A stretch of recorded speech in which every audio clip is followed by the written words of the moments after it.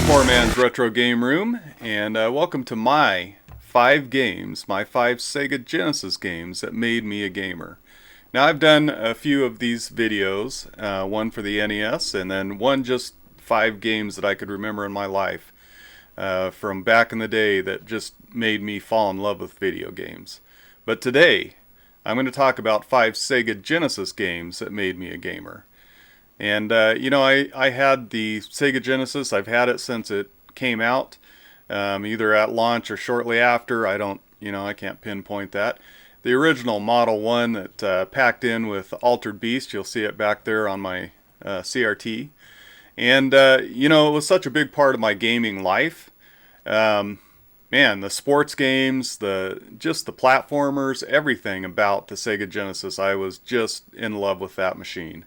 And I still am to this day. So, here's 5 Sega Genesis games that made me a gamer. And before I get started, I'd love to hear from you, man. Put them in the comments. What are your 5 games that you can remember back in the day on the Sega Genesis that made you fall in love with the Sega Genesis? And the first one I'm going to start off with is a really awesome arcade game. It's an awesome arcade port. It was the best way to play this game on a home console back in the day for a very, very long time. And it's a game that I played often at a 7-Eleven that was in a town not too far from me. Anytime I'd go in there, I'd hear this game running and I'd gravitate right towards it and just hope that nobody else was on it. And that game is Strider.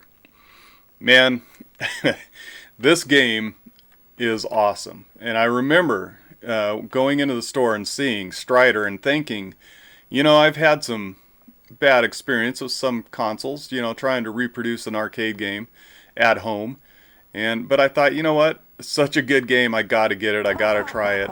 And I did. And when I brought it home, I was just amazed. I mean, it was like playing Strider at the arcade. It was awesome. Man, that that iconic laugh at the beginning, when you start up Strider. And the music, the soundtrack was incredible. The graphics incredible. The sprites were big, and it just felt like Strider, and it was awesome. That was one of the first times I really felt like, and not the first time, but one of the first times that I had an arcade game at home that I could play sitting on my couch on my TV, man. And I played the heck out of it. It's so good. Even when you beat it, you can come back and play it again, play it on a harder difficulty level. It's just so much fun. There's so much to it. The level design, what we would call now like set pieces, I guess. But running down that hill, running from the dogs and running down that snow-capped hill.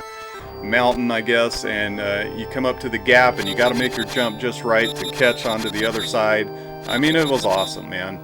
The bosses are awesome. The bosses are huge and cool, and just the whole game was really cool. And I finally got to see, later parts of the game. I didn't run out of quarters. I could keep playing, man. And so Strider, I remember bringing this home. I remember back in the day, and it's one of the great games that really shows what the Sega Genesis could do, even in the early days. And you can see there it says 8 megs of memory. Yeah, that stood out to me as well. What a great game, though. If you haven't played Strider on the Sega Genesis, if you have a Sega Genesis, you got to play it, man. You got to get it. It's a staple in the library, and it's one of those Sega Genesis games that made me a gamer. Now, the second one was, it kind of came out of the blue for me. I really never played it in the arcade, and I had a day off and had some money in my pocket, so we went to the store, and I was actually able to purchase this, and I really didn't know much about it. I loved the cover, and on the back, the screenshots, it just looked cool, and I thought, yeah, ESWAT, let's bring it home, man. And when I turned it on and saw the intro, just the beginning of the game, I was like, dang, this is cool. Now in ESWAT, you start off as a cop. And you don't have any armor, you don't have any special weapons, you got a pea shooter. And that first part of the game is still cool. But where it really takes off is when you get your armor, you rank up, and you get some awesome weapons.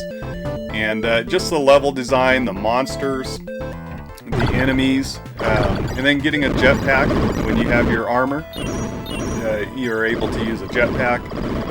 Dude, it was cool, man. It was like playing the Terminator, and it was just awesome, man. It captivated me. I played it all afternoon that day, and you know, I might have played a few rounds of PGA Tour golf here and there, but went right back to ESWAT, and it became one of my favorite games back then that I had played on the Sega Genesis. The soundtrack is great. Graphics are awesome.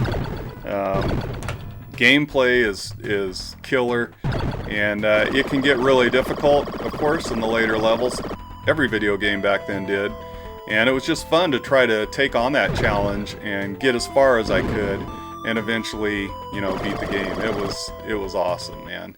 So ESWAT, my second Sega Genesis game that made me a gamer. If you haven't played ESWAT on the Sega Genesis, I don't think this is just nostalgia talking. This is a really, really great game. I'd love to hear your experiences with ESWAT too. Have you played it? You know, what do you think about it? I still go back to it today. I love it. And when I play it, it brings all those memories back to me, you know.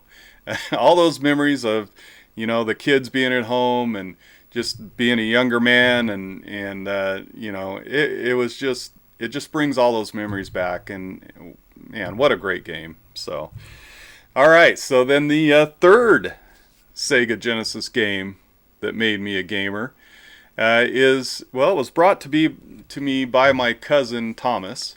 He rented it and brought it over, and we had a weekend off, and he stayed the weekend over at my house, and man, we got into this game, and it cracked us up, and it was just so much fun.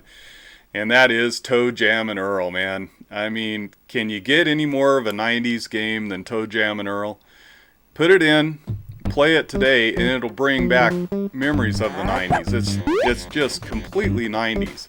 And it's a great couch co-op game. Oh man, it's phenomenal. And you know, that when he brought it that night, I think it was a Friday night probably, and we played it all night, and we beat the game. It was probably 2 or 3 in the morning, and but we went all over that game. We explored every part of the map. You know, when you're playing it, you get gifts. You have to kind of avoid enemies, and you get the gifts and you open them up, and it could be something that helps you. It could be something that hurts you.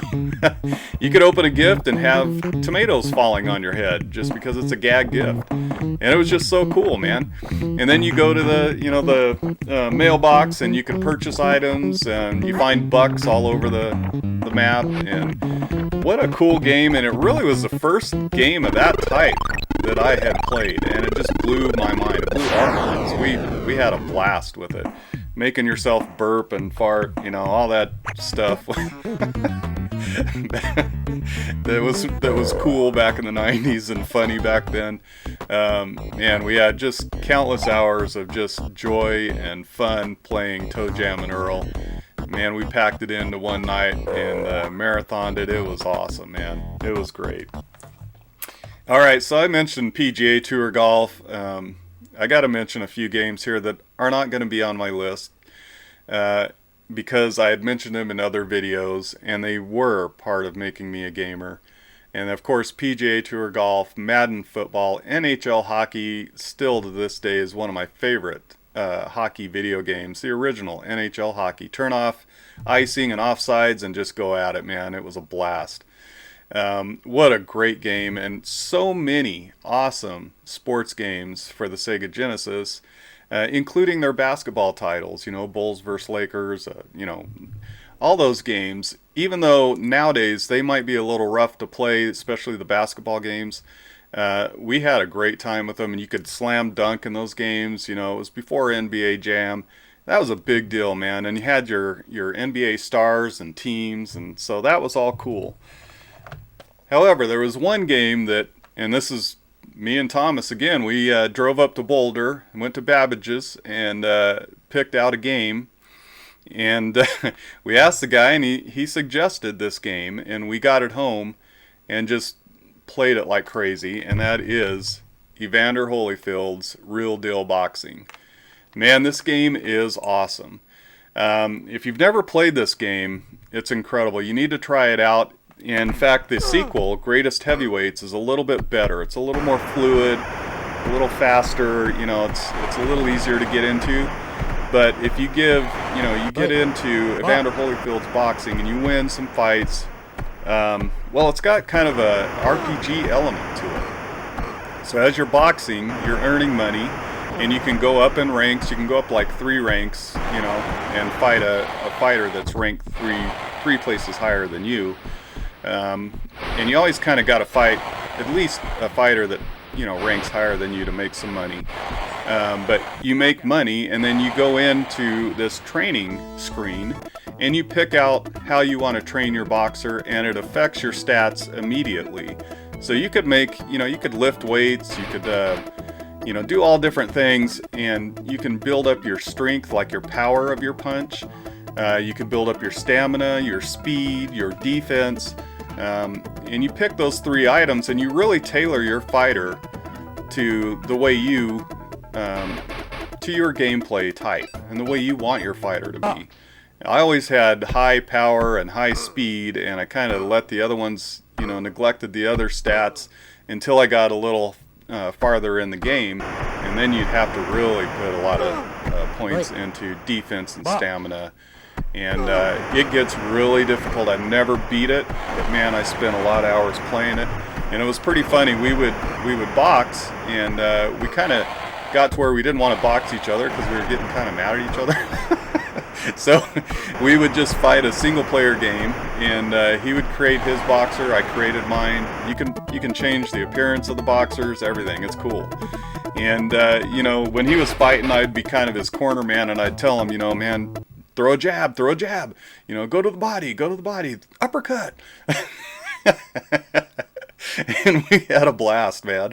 And one of the other really cool things about it is you have 2 meters. You have a body meter and a head meter.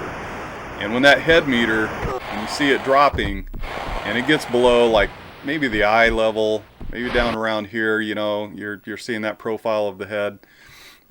Your opponent, or you, whoever is that low, will start bleeding. You'll develop a cut over your eye, and it gets worse and worse. And they can actually call the fight if I think you take the head all the way down, and either that or you're going to knock the guy out.